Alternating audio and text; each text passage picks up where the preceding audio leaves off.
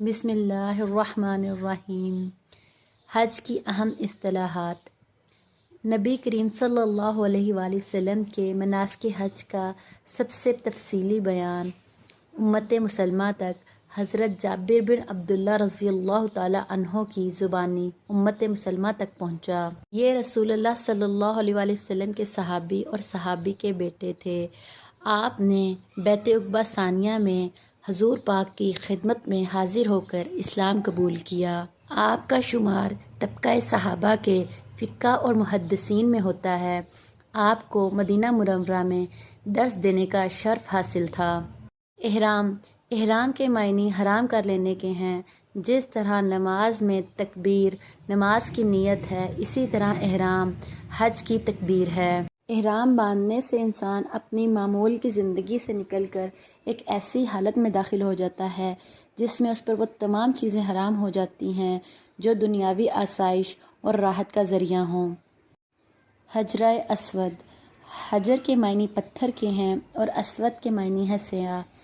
رسول اللہ صلی اللہ علیہ وآلہ وسلم نے فرمایا، حجرہ اسود جنت سے آیا تھا اور یہ دودھ سے زیادہ سفید تھا، بنی آدم کے گناہوں سے سیاہ ہو گیا۔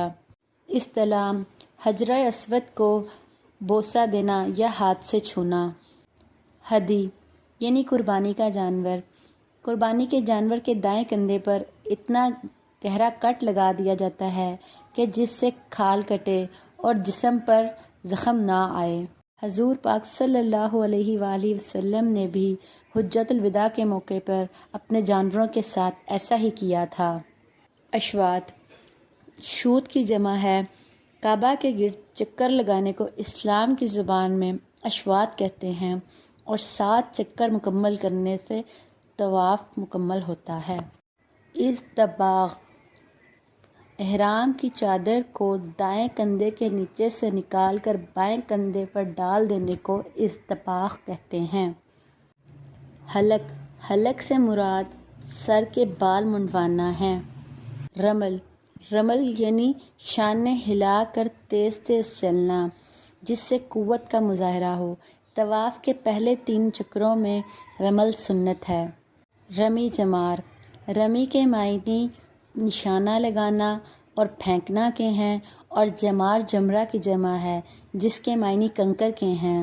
رمی جمار حج کا وہ عمل ہے جس میں حجاج کرام منی میں 3 ستونوں یعنی 3 شیطانوں کو کنکریاں مارتے ہیں۔ سعی۔